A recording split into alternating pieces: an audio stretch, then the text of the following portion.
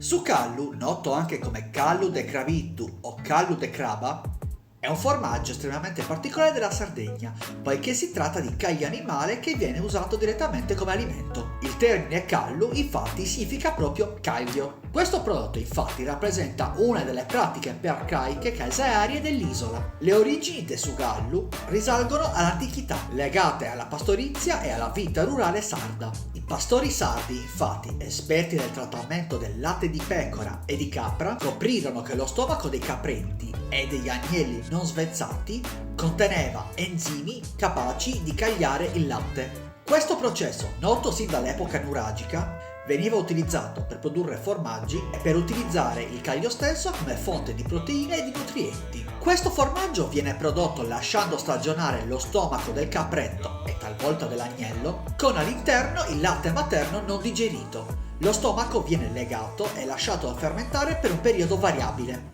durante il quale il latte coagula diventando una massa solida e cremosa.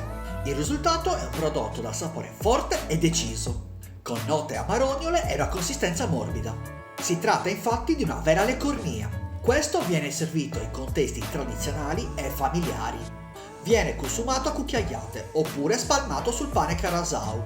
Tutto questo accompagnato da dell'ottimo vino rosso. Se vi capita l'occasione assaggiatelo, ne varrà la pena. Per altre curiosità sulla Sardegna, mi raccomando, lasciate un like, commentate e iscrivetevi al canale. Ci vediamo alla prossima, a Zibiri!